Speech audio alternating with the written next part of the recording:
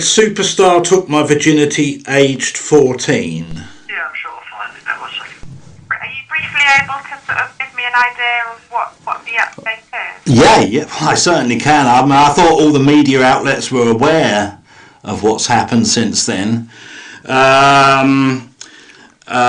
In 2014, it was logged, July 2014, it was logged with the South African police as forced rape and statutory rape. In January 2015, the South African police found the evidence compelling enough to pass it on to the South African National Prosecution Service. Meanwhile, the Daily Mail were going to do a world exclusive on this, and reporter Leisha Naff out in USA, who also outed Bill Cosby, had written a lengthy article. Just hours before going to press, it was pulled mysteriously, the Daily Mail having spent thousands of pounds flying Orna Keisel out to America and flying one of their own photographers out there. In February 2015, we were told by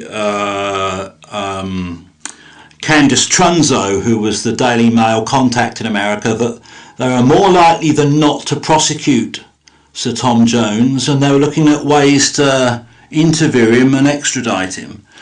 But in April 2015, there was interference from Tom Jones' team, apparently. In September 2015, it was only looked at by the deputy prosecutor for the South African National Prosecution Service, and they come up with the same old rubbish of insufficient evidence to proceed with a prosecution. But however, because it was only looked at by the deputy prosecutor, who was a lady called Alta Kalopi, on October the 4th, 2016, it was taken up again by the director of National Prosecutions for Western Cape, a guy called Advocate Rodney de Kock. And that is ongoing, but no media outlet wants to touch it, and we imagine there's a super injunction in place preventing any kind of reporting on it. So I mean, you did the article in August on August the 11th 2013, and you didn't name Tom Jones in that article, and you didn't name the lady concerned, but you did say that it was with the Metropolitan Police. Balkandola was her contact at that point, and it was logged with Interpol, and they told her to go to the South African police, which she then did, and it was logged as statutory rape and forced rape. That was 2014, and the South African police interviewed a former Miss World, interviewed her mother, and had all the photographs, and they found it compelling enough to pass on to the National Prosecution Service. And it's now still in hand, but with the Director of National Prosecutions, for a decision on whether to prosecute. Now, as you know, Tom Jones is now back on The Voice, ITV The Voice, and is all over the newspapers with Priscilla Presley and this. So we wondered if you wanted to do some kind of follow-up story. Obviously, you don't have to name the person, as you didn't name him in 2013. And the Daily Mail were going to do a world exclusive, and it cleared all the legal side of things. But just literally hours before publication, we've got a copy of the full draft. Just hours before publication, it got pulled by someone quite powerful, we imagine, high up. And that was January 2015, and a lot has happened since then.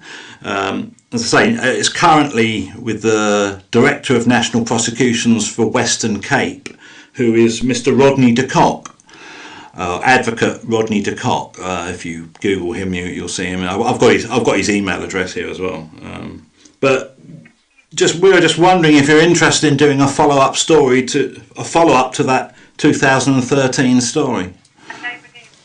Then no, not in the mainstream media, no, for some very strange reason, but pretty obvious reason, I'd have thought. Are you briefly able to sort of give me an idea of what the update is? The 3rd of January he did contact Orner actually to say that it was still being looked at.